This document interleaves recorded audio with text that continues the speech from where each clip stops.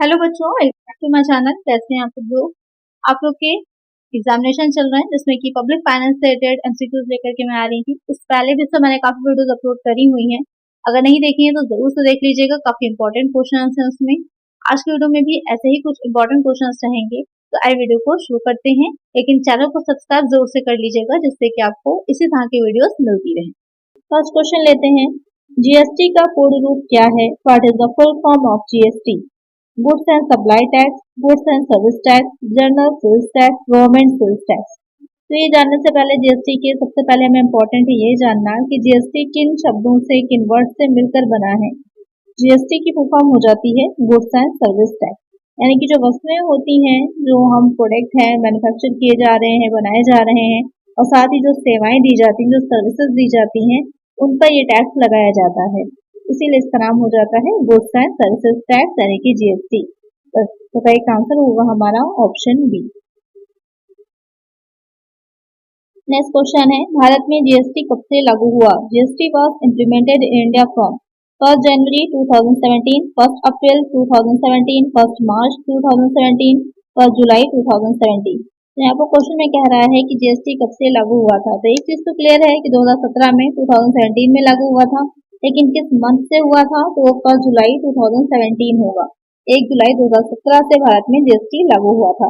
ये बन के तैयार जो था तो 1 अप्रैल 2010 में घोषणा की गई थी कि जीएसटी को लाया जाएगा, लेकिन बाद में 2014 में सरकार ने एक संविधान विधेयक 2014 में एक लोकसभा में विधेयक रखा गया था जिसमें ये चीज हुई थी कि जो संविधान है उसमें संशोधन किया जाए, और 2016 में जीएसटी लागू करने के लिए एक पूरा प्लेटफॉर्म तैयार हुआ था जिसमें कि जो केंद्र है और राज्य सरकारें हैं उनको ये अधिकार मिला था कि वो भी अपने यहाँ जीएसटी को लागू करने की शक्तियां उनको दी गई थी, जिससे कि जितने भी जो अप्रत्यक्ष कर लगाए जा रहे हैं, जिसमें आपस में रहता था कि राज्यों में अलग दरें हो रही हैं और केंद्र में अलग हो रही हैं, तो आपस में एक एकीकृत नहीं थे, एक इंटीग्रिटी नहीं थी उसको लाने के लिए, और एक संगठित रूप से एक ऑर्गेनाइज उसमें जो अप्रत्यक्ष कर होते हैं, डायरेक्ट टैक्स होते हैं, उसको कलेक्ट करने के लिए गवर्नमेंट ने जीएसटी को 1 जुलाई 2017 से लागू किया था। नेक्स्ट क्वेश्चन है, भारत में जीएसटी का दोहरे मॉडल किस देश के जीएसटी पे आधारित है? In India the GST is based on the dual model GST adopted in UK, Canada, USA, Japan. Question में कह रहा है कि जो भारत में, क्योंकि जो जीएसटी का मॉडल है कौन सा है, मॉडल पे डुअल मॉडल पे चलती है, दोहरा मॉडल है, तो ये किस देश से लिया गया है? तो ये लिया गया है कनाडा से। तो एक आंसर होगा हमारा ऑप्शन बी। नेक्स्ट क्वेश्चन है, जीएसटी वस्तु एवं सेवा पर डैश आधारित उपभोग का कर है? GST is a consumption of goods and service tax based on development, dividend, destination. Question में कह रहा है कि जो जीएसटी है वो वस्तु एवं सेवा पर लगाया जाता है, लेकिन ये किस पे आधारित उपभोग का कर है? क्योंकि ये कंजप्शन ए टैक्स है, तो किस पे लगाया जाता है? ये डेस्टिनेशन यानी कि गंतव्य पे लगाया जाता है। कहने का मतलब ये है कि ये पूछा जाता है कि जीएसटी जो है वो गंतव्य आधारित डेस्टिनी बेस्ड उपभोग कर कैसे है। तो यहाँ पर बात ये आती है कि ये जो पूर्ति की जाती है, जिस स्थान पर पूर्ति की जाएगी, जो वस्तुएं हैं, जो भी प्रोडक्ट्स हैं, सर्विसेज हैं, उनकी जहाँ पर सप्लाई की जाती है, उस एरिया में जो भी क्षेत्रीय प्राधिकारी होता है, जो टैक्स ऑफिसर होता है, वहां पर उपार्जित होता है ये जीएसटी। इसलिए इसको कहा जाता है कि ये गंतव्य आधारित उपभोग कर है। तो यहाँ पर एक आंसर हो जाएगा हमारा ऑप्शन डी। नेक्स्ट क्वेश्चन है, जीएसटी किस प्रकार का कर है? What kind of tax is GST? Direct tax, indirect tax, depends on the type of goods and services, none. Question में पूछ रहा है कि जो जीएसटी होता है, गुड्स एंड सर्विस टैक्स होता है, वो किस प्रकार का टैक्स होता है? प्रत्यक्ष कर है या अप्रत्यक्ष कर है? जैसे कि आपको पता है इंडिया में दो तरह के कर लगते हैं। एक डायरेक्ट टैक्स होता है, यानी कि जिस व्यक्ति पर लगाया जाता है वही व्यक्ति ही उस कर को चुकाता भी है, वही पे भी करता है। लेकिन जो अप्रत्यक्ष कर होते हैं, इनडायरेक्ट टैक्स होते हैं, तो लगाया किसी और व्यक्ति पर जाता है, लेकिन वस्तु के मूल्य में, सेवा में जुड़े होने की वजह से उसको चुकाता कोई और है, उसका करभार किसी और वस्तु को पड़ता है। जैसे कि आप प्रोडक्ट को भी मार्केट से खरीदिए तो उसमें देखिए एमआरपी के आगे लिखा होता है इंक्लूसिव ऑफ ऑल टैक्सेस, उसमें क्या होता है? जीएसटी भी ऐड होता है। या जैसे आप कुछ भी फूड ऑर्डर करिए तो उसमें भी आप देखेंगे जो बिल होता है नीचे जीएसटी इंक्लूड होता है, तो क्या रहता है? ये प्राइस में ऐड होता है, जिस वजह से लगाया जाता है। जो उत्पादक होते हैं, मैन्युफैक्चरर होते हैं, लेकिन उसको चुकाता कौन है? कंज्यूमर चुकाता है। तो यहाँ पर जो क्वेश्चन में कह रहा है कि किस तरह का कर है जीएसटी, वो हो जाएगा अप्रत्यक्ष कर, इनडायरेक्ट टैक्स। करेक्ट आंसर हो जाएगा ऑप्शन बी। नेक्स्ट क्वेश्चन है, निम्नलिखित में से कौन सी वस्तु जीएसटी बिल के अंतर्गत शामिल नहीं होगी? Which of the following goods will not be covered under the GST bill? Cooking gas, liquor, petrol, all of the above. Question में कह रहा है जो जीएसटी होता है इसमें से किस पर नहीं लगाया जाता? तो कुछ चीजें ऐसी हैं जिस पर जो जीएसटी के अंतर्गत नहीं आती हैं। इसमें आपकी कुकिंग गैस, लिक्वर और पेट्रोल तीनों ही आता है, तीनों पर ही जीएसटी नहीं लगता। तो एक आंसर हो जाएगा option D, all of these. Next question है, जीएसटी डैश पर लगाया जाएगा। GST will be levied on dash, manufacturers, retailers, consumers, all of the above. जैसे कि अभी मैंने पहले ही बताया कि इनडायरेक्ट टैक्स है जो कि प्राइस में इंक्लूड रहता है, सर्विसेज में इंक्लूड रहता है, उसकी जो वैल्यू होती है उसमें। इस वजह से क्या होता है कि होता तो मैन्युफैक्चरर पर है, जो मेन वस्तुओं को उत्पादित किया जा रहा है, लगाया तब उस पर जाता है, लेकिन जो कि ऐड होने के कारण प्राइस में उसको सभी चुकाते हैं। तो यहाँ पर जो क्वेश्चन में कह रहा है कि किस पर लगता है, तो इन तीनों पर ही लगेगा, निर्माता, रिटेलर और उपभोक्ता। एक आंसर होगा हमारा all of the above. Next question है, वस्तुओं और सेवाओं पर लागू जीएसटी दरें हैं। GST rates applicable on goods and services are. यहाँ पर आपकी दे रखी हैं कुछ रेट्स, आपको ये बताना है तो कि इसमें जो जीएसटी है उसकी आज के टाइम में जो चल रहा है वो कितनी रेट्स हैं। वो हो जाएंगे 0%, 5%, 12%, 18% एंड 28%। तो एक आंसर होगा हमारा ऑप्शन सी। नेक्स्ट क्वेश्चन है, किसी भी अंतर्राज्यीय क्रय पर कौन से कर लगाए जाते हैं? Taxes that are levied on any intra state purchase are IGST, CGST and SGST, CGST, SGST. अंतर्राज्यीय क्रय मतलब कहने का ये है कि जो एक राज्य दूसरे राज्य से जब परचेज कर रहा होता है, दो राज्य आपस में एक दूसरे से परचेज कर रहे होते हैं, क्रय कर रहे होते हैं, तो वहां पर जो टैक्स लगता है वो कौन सा होगा? वो हो जाता है option B, CGST and SGST. Central tax भी लगता है और स्टेट जीएसटी भी लगता है। तो एक आंसर हो जाएगा ऑप्शन बी। नेक्स्ट क्वेश्चन है, आईजीएसटी में आई का क्या अर्थ है? What does I in IGST stand for? यहाँ पर आपको आईजीएसटी की फुल फॉर्म पता होनी चाहिए, तब आपको पता होगा कि आई मीन्स क्या रहता है। तो आई का मतलब हो जाता है इंटीग्रेटेड, फुल फॉर्म क्या हो जाएगी? Integrated goods and services tax. तो एक आंसर होगा हमारा ऑप्शन बी। जो सीजीएसटी होता है वो केंद्र सरकार द्वारा ग्राह्य किया जाता है और जो एसजीएसटी होता है वो राज्य सरकार द्वारा, लेकिन जो आईजीएसटी होता है वो मिश्रित होता है, मिक्स रहता है, लेकिन उसको जो संग्रह किया जाता है, कलेक्ट किया जाता है, वो सेंट्रल गवर्नमेंट के द्वारा ही किया जाता है। ये डिफरेंस होता है तीनों में। तो एक आंसर है ऑप्शन बी। नेक्स्ट क्वेश्चन है, निम्नलिखित में से कौन सा कर जीएसटी में शामिल है? Which one of the below taxes is included in GST? Central sales tax, central excise duty, VAT, all of the above. Question में कह रहा है इसमें से कौन सा टैक्स ऐसा है जो जीएसटी में शामिल किया जाता है? तो आपको पता ही है जो अप्रत्यक्ष कर थे, जो इनडायरेक्ट टैक्स थे, उन्हीं को हटा करके जीएसटी लाया गया था, जिससे कि एक एकीकृत रूप दिया जा सके जो भी आपके अप्रत्यक्ष करों की व्यवस्था है। क्योंकि जो डायरेक्ट टैक्सेस होते हैं उनका तो सीधा से रहता है कि जिस व्यक्ति पर लगाया जाता है वही उसको टैक्स को चुकाता भी है, उसको शिफ्ट नहीं किया जा सकता किसी दूसरे व्यक्ति पर। लेकिन जो इनडायरेक्ट टैक्स होता है वहां पर काफी मतभेद रहता है, विवाद रहता है, इसीलिए जीएसटी लागू किया गया था, जिससे कि जो एक दोहरा कर आरोपण हो जाता है उससे बचा जा सके। तो यहाँ पर क्या क्वेश्चन में कह रहा है में कौन सा कर जीएसटी में शामिल है? तो यहाँ पर सेंट्रल सेल्स टैक्स भी, सेंट्रल एक्साइज ड्यूटी भी और वैट तीनों को शामिल किया जाता है। एक आंसर होगा option D, all of the above. Next question है, जीएसटी डैश को छोड़कर सभी सेवाओं और वस्तुओं के उत्पादन पर लगाया जाता है। GST is imposed on the production of all services and goods except. आपको ये बताना है कि जितने भी वस्तुएं हैं, प्रोडक्ट्स हैं, गुड्स हैं, उन सब के प्रोडक्शन पर जीएसटी इम्पोज होता है। इसमें से कौन सा ऐसा है जिसको जीएसटी नहीं लगेगा? Liquor intended for humanisation, tobacco, health care services, all of the above. इसमें से किस पे जीएसटी नहीं लगता है? तो वो हो जाएगा जो आपका लिक्वर इंटेंडेड फॉर ह्यूमनाइजेशन है उस पर नहीं लगता, बाकी टोबैको, हेल्थ केयर सर्विसेज दोनों पर ही लगता है। तो एक आंसर होगा हमारा option A.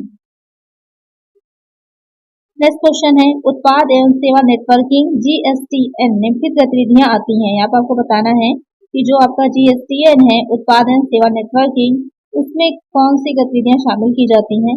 The products and services networking GSTN performs the following activities: translating, registration, returning the package to the federal and state government, GST calculation and settlement, all of the above। ये जो networking होती है वो ये तीनों ही गतिविधियां करती है, तीनों ही एक्टिविटीज आती हैं। रजिस्ट्रेशन की भी फैसिलिटी देती है, GST को कैलकुलेट करना, सेटलमेंट करने का भी कार्य करती है। तो एक आंसर होगा हमारा option D, all of the above. Next question है, GST का अर्थ वस्तु एवं सेवा कर है और यह एक कर प्रणाली है जो व्यापक क्षेत्र को कवर करती है। तो आपको बताना है कि किस क्षेत्र को कवर करती है, तो कौन सी चीजें इसमें शामिल की जाएंगी। GST stands for Goods and Services Tax and it is a tax system that covers a wide range of tax. Goods, services, goods, companies and imports, product, system and export। ये किसको शामिल करती है, तो आपको पता ही है, ये गुड्स को, कंपनीज को एंड इंपोर्ट्स को, माल, कंपनियां और आयात, इन तीनों चीजों को शामिल करती है। तो करेक्ट आंसर होगा हमारा ऑप्शन सी। नेक्स्ट क्वेश्चन है, अंतर राज्य आपूर्ति पर कौन से कर लगते हैं। व्हाट ड्यूटीज आर टैक्सेस और इंट्रा स्टेट सप्लाईज, यानी कि जब अंतरराज्यीय आपूर्ति, अंतरराज्यीय दो राज्य आपस में सप्लाई कर रहे होते हैं तो वहां पर कौन से टैक्स लगाए जाएंगे। CGST, SGST, CGST और SGST, IGST। तो इसका आंसर आप लोग मुझे कमेंट करिएगा कौन से टैक्स लगते हैं। नेक्स्ट क्वेश्चन है, बजट डैश के लिए तैयार किया जाता है। Budget is prepared for a dash in definite period, period of 1 year, 6 month. तो अब थोड़ा सा आप कंफ्यूज होंगे यहाँ पर, क्योंकि बजट के बारे में आपने पढ़ा होगा, जैसे आपने मैनेजमेंट अकाउंटिंग में भी बजट पढ़ा होगा और साथ ही फाइनेंशियल मैनेजमेंट में भी। तो बजट जो होता है वो किसी एक वर्ष या 6 महीने के हिसाब से नहीं बनता, एक निश्चित अवधि यहाँ पर आंसर रहेगा आपका कि डेफिनेट पीरियड के लिए। वो डेफिनेट पीरियड आपका 1 वर्ष का भी हो सकता है, 6 मंथ का भी हो सकता है, वो डिपेंड करता है कि किस टाइप का बजट बनाया जा रहा है। क्योंकि बजट बहुत तरह के होते हैं, आपके फ्लेक्सिबल बजट होता है, फिक्स्ड बजट होता है, जीरो बेस्ड बजटिंग की जाती है, परफॉर्मेंस बजट होता है, रिस्पॉन्सिबिलिटी के अकॉर्डिंग अलग अलग टाइप के बजट होते हैं, मास्टर बजट होता है। तो बहुत टाइप्स के बजट होते हैं, तो डिपेंड करता है किस तरह की आवश्यकता है जो ऑर्गेनाइजेशन है उसकी, उसी के अकॉर्डिंग उसका जो टाइम पीरियड होता है वो डिसाइड किया जाता है। यहाँ पर जो बजट का आंसर रहेगा आपका कि निश्चित अवधि के लिए, डेफिनेट पीरियड के लिए बनाया जाता है। तो यहाँ पर करेक्ट आंसर होगा ऑप्शन बी। नेक्स्ट क्वेश्चन है, बजट का उपकरण है जो प्रबंधन को किन गतिविधियों की योजना बनाने और नियंत्रण करने में सहायता करता है। A budget is tool which helps the management in planning and control of dash sales activities, production activities, purchase activities, all business activities। तो यहाँ पर आपसे क्वेश्चन पूछ रहा है कि जो एक बजट टूल है वो बजट टूल किस तरह की एक्टिविटीज जो बिजनेस में होती हैं, जो एक मैनेजमेंट करता है उसके लिए हेल्पफुल होता है। तो जब हम बजट तैयार करते हैं तो वहाँ पर अगर हम बिजनेस की बात करें तो जो सेल्स एक्टिविटीज हैं उसके लिए अलग से बजट बनता है, प्रोडक्शन के लिए अलग से बनाया जाता है, जो परचेज होता है उसके लिए अलग से बनता है। तो यहाँ पर तीनों ही तरह की एक्टिविटीज में हेल्पफुल होता है। तो यहाँ पर एक आंसर जो होगा आपका वो हो जाएगा ऑल बिजनेस एक्टिविटीज। सभी तरह की बिजनेस एक्टिविटीज के लिए बजट जो होता है वो इम्पोर्टेंट होता है। तो एक आंसर हो जाएगा ऑप्शन डी। नेक्स्ट क्वेश्चन है, वास्तविक प्रदर्शन की रिकॉर्डिंग डैश है। Recording of actual performance is dash and advantage of budgetary control, a step in budgetary control, a limitation of budgetary control, none.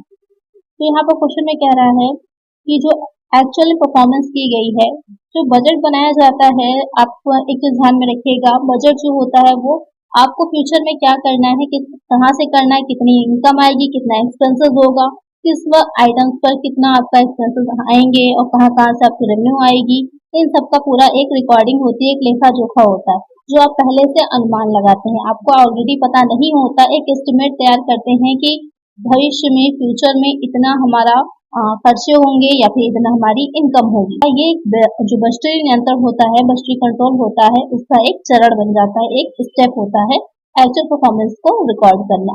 तो एक आंसर हो जाएगा ऑप्शन बी। नेक्स्ट क्वेश्चन है, बजट अवधि से आशय है। Budget period is the period of budget committee, period of budget centres, period of which budget is prepared, period of budget officer. तो क्वेश्चन में कह रहा है कि बजट अवधि जो होती है उससे क्या आशय होता है। तो अभी जैसे कि मैंने बताया था कि एक डेफिनेट पीरियड के लिए तैयार किया जाता है बजट की एक निश्चित अवधि होती है, आपको पता होता है कि किस समय सीमा के लिए आप बजट को अपने तैयार कर रहे हैं। तो यहाँ पे क्या आंसर आपका रहेगा, वो अवधि जिसके लिए बजट तैयार किया जा रहा है उसे बजट अवधि कहा जाएगा। तो इसका आंसर हो जाएगा ऑप्शन सी। नेक्स्ट क्वेश्चन है, निम्नलिखित में से कौन सा कथन बजट के कार्य का वर्णन करता है? Which of the following statements describe the function of A budget? यहाँ पर आपको ये देखना है कि जो बजट होता है उसके क्या कार्य होते हैं, क्या फंक्शंस होते हैं। It is the description of the income and expenditure of a government. It is the document containing details of the economic policy of a government. It is the description of the programmes of the government. All of the above. तो क्वेश्चन में यहाँ पर जो कहा था कि budget के क्या कार्य होते हैं, या किसी सरकार की आय व्यय का विवरण है, ये एक दस्तावेज है जिसमें सरकार की आर्थिक नीति का विवरण होता है, ये सरकार की कार्यक्रमों का विवरण है, ये सभी। तो जो बजट बनाया जाता है सिर्फ बिजनेस का तो नहीं बनाया जाता, ये आपको गवर्नमेंट के भी बजट आते हैं, वार्षिक बजट होता है, वित्तीय बजट होता है, अलग अलग जो डिपार्टमेंट होते हैं गवर्नमेंट के उनके भी अपने अपने बजट तैयार किए जाते हैं। तो यहाँ पर बजट के कार्य जो होते हैं, आय व्यय का विवरण है, करेक्ट है कि कितनी इनकम है और कितने एक्सपेंसेस है। अगर इंडिया की बात करें हम, तो इंडिया में तो जैसे बजट आपके 3 तरह के होते हैं, एक आपका बैलेंस हो जाता है संतुलित बजट, एक हो जाता है सरप्लस बजट, और तीसरा हो जाता है आपका घाटे का बजट या फिर डिफिसिट बजट हो जाता है। संतुलित बजट में इनकम आपकी जितनी होगी उतने एक्सपेंसेस होंगे, बराबर रहेगा दोनों साइड। और जो आपका अधिक का सरप्लस बजट होता है उसमें क्या रहेगा कि इनकम ज्यादा होती है और जो आपके एक्सपेंसेस होते हैं वो कम रहते हैं। और जो आपका घाटे का हो जाता है या फिर डिफिसिट बजट होता है, वहां पर क्या रहेगा कि आपके एक्सपेंसेस ज्यादा होते हैं और इनकम कम होती है।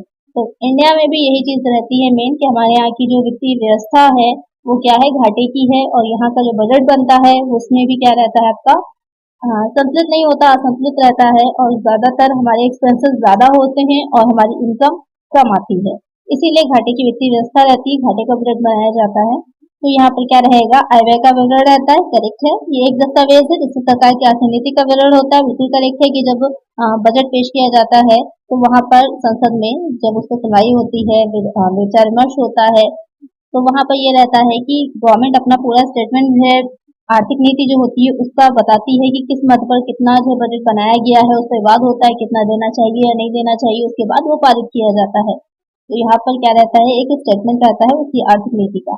ये सरकार के कार्यक्रमों का विवरण है, करेक्ट है कि जो पॉलिसीज गवर्नमेंट ला रही है तो किस मद पर कितना उसने व्यय करने के लिए रखा है, इसका पूरा हमको डिटेल मिलती है। तो इसका आंसर यहाँ पे क्या हो जाएगा, option D, all of the above.